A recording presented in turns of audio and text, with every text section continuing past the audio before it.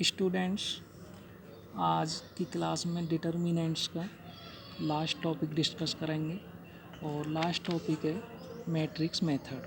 तो इसमें क्या है कि थ्री वेरिएबल्स की हैं इक्वेशंस हैं, टू वेरिएबल्स की इक्वेशन है जो कि आपने टेंथ में भी स्टडी की हैं।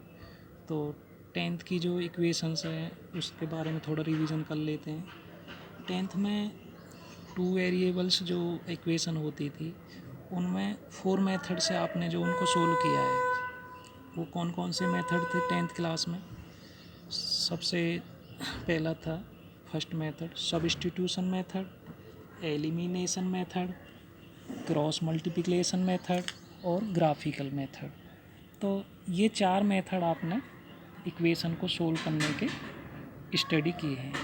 तो इनको थोड़ा रिवाइज कर लेते हैं। टेंथ का जो इक्वेशन है तो इनमें जो ग्राफिकली मेथड था उनमें भी थ्री रूल थे। उनमें जो सबसे फर्स्ट रूल था वो ये था कि A1 upon A2 not equal B1 upon B2 पे। ये रूल तब अप्लाई करते थे टेंथ क्लास में जब दो लाइन इंटरसेक्ट करती थी। इंटरसेक्ट मीन्स एक ही पॉइंट पे इंटरसेक्ट करें तो इनको हम क्या बोलते थे, तो unique solution. Unique solution means होता है कि वन सॉल्यूशन केवल, और इसको कॉन्सिस्टेंट मीनिंग ये है कि इसका सॉल्यूशन फाइंड कर सकते हैं। नंबर टू था दूसरे नंबर पे A1 upon A2 equal B1 upon B2 equal C1 upon C2। ये था मैनी सॉल्यूशन का। मैनी सॉल्यूशन आपने कराए थे उस समय। ये भी जो है कॉन्सिस्टेंट है। कॉन्सिस्टेंट मैनी सॉल्यूशन और कॉन्सिस्टेंट ये दोनों मैनी सॉल्यूशन जैसे वर्ड से ही पता चल रहा है कि इसके बहुत सारे सॉल्यूशन हैं। और कॉन्सिस्टेंट का मतलब है कि सॉल्यूशन एक हो या मैनी हो, तो उसको जो हम टेंथ क्लास में कॉन्सिस्टेंट बोलते थे। और ये कब है, जब दो लाइन ओवरलैप हों। ओवरलैप मतलब कॉन्सिस्टेंट भी इसको दूसरा नाम से बोल सकते हैं। एक लाइन दूसरे लाइन के ऊपर आती थी तो इंग्लिश में इसे ओवरलैप बोलेंगे। थ्री रूल था कि A1 upon A2 equal B1 upon B2 not equal C1 upon C2 के। ये कब रहता था, जब दो लाइन पैरेलल हों। पैरेलल का मतलब जब वो एक दूसरे को कहीं पर भी इंटरसेक्ट नहीं करें। तो जब स्टूडेंट जब ये दो लाइन कहीं पर भी इंटरसेक्ट नहीं करेंगी तो इसका सॉल्यूशन भी नहीं होगा, तो इसको हम वहाँ पर बोलते थे नो सॉल्यूशन। और क्वेश्चन में पूछा भी जाता था कि कॉन्सिस्टेंट है या इनकॉन्सिस्टेंट है, तो इसको हम जो पैरेलल होता था पैरेलल में इनकॉन्सिस्टेंट बोलते थे। इनकॉन्सिस्टेंट मीन्स कि इसका कोई भी सॉल्यूशन नहीं है, तो इसको जो हम नो सॉल्यूशन इस रूल का। तो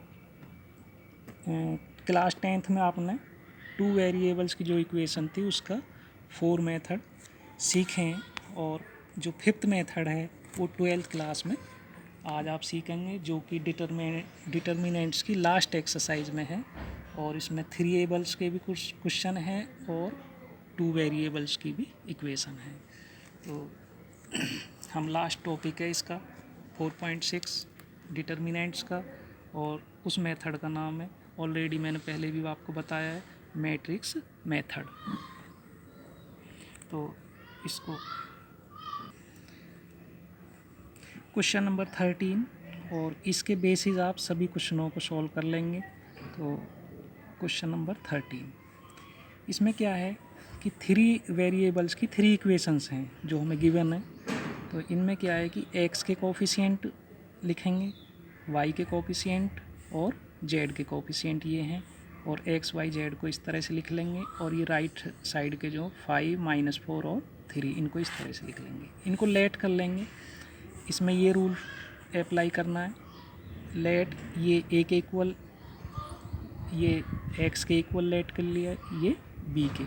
तो इसको जब हम राइट हैंड साइड में ट्रांसफ़र करेंगे तो ये a जो इसके अपॉन होगा, और a इसके अपॉन तो प्लस का 1 a है, ऊपर आएगा माइनस का 1। तो ये a इनवर्स है स्टूडेंट्स। ये क्या है, ए इनवर्स, जो कि ऑलरेडी लास्ट क्लास में कल आपको बताया है, आपने स्टडी किया है कल कि ए इनवर्स कैसे फाइंड किया जाता है। लेकिन फिर भी आपको और अच्छे से आ जाए, इसको एक बार और रिवीजन कर लेते हैं। बट ये ऑलरेडी आप पे आता भी है और लास्ट क्लास में सिखाया है कैसे।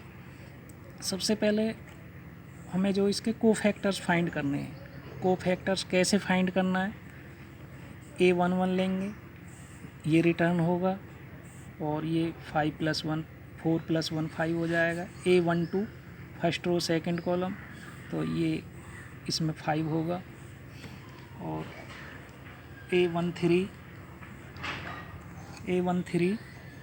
ये होगा रिटर्न, -1 + 6 5 होगा रिटर्न।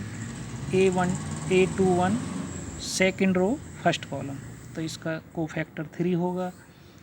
A22 इसका कोफैक्टर -13, A23 ये रिटर्न होगा कोफैक्टर +11।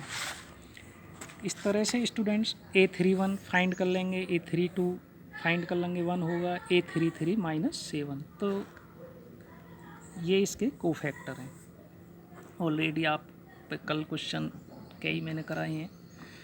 इसके बाद इसी का ये मैट्रिक्स है, इसका जो है डिटर्मिनेंट फाइंड करेंगे। डिटर्मिनेंट भी ऑलरेडी आप पे आता है, तो इसका जो डिटर्मिनेंट है वो 40 होगा।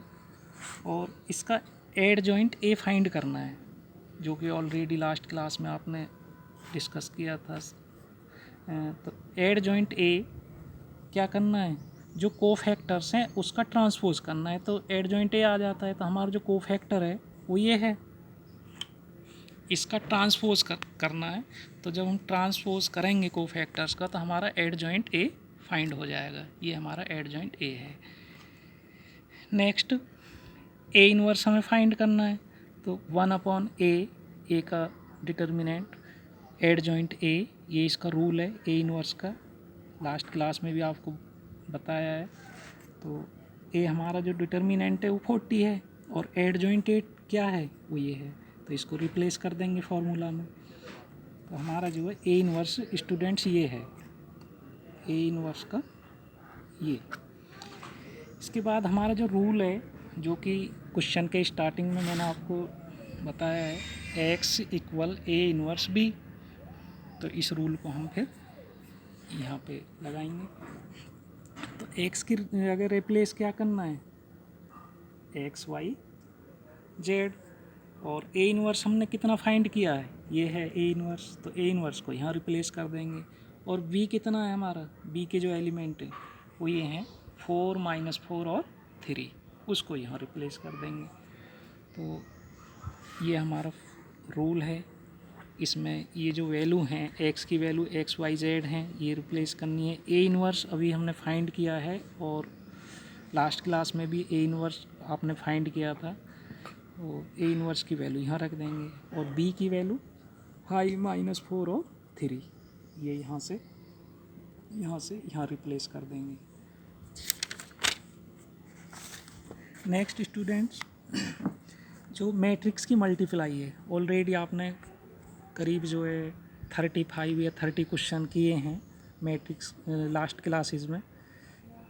तो इन दोनों को मैट्रिक्स की जो मल्टीप्लाई आप पे आती है ऑलरेडी, तो इन दोनों की मल्टीप्लाई करके यहाँ हम आ जाएंगे और इनकी जो कैलकुलेशन करने के बाद ये हमें रिटर्न होगा। ठीक है। इसके बाद जो 40 है, इस जो हमारे डिटर्मिनेंट है उससे इन्हें डिवाइड कर देंगे और डिवाइड करने पर 40 से 41 बार, इससे 2 बार और इससे 1 बार। जब हम दोनों लेफ़्ट साइड और राइट साइड की कंपेयर करेंगे, तो x की वैल्यू 1 है, y की वैल्यू 2 है और z की वैल्यू -1 है। तो यही हमें फाइंड करना है। इसमें क्या है कि जो x y z की वैल्यू फाइंड करनी है। तो यही हमारा मैट्रिक्स मेथड है।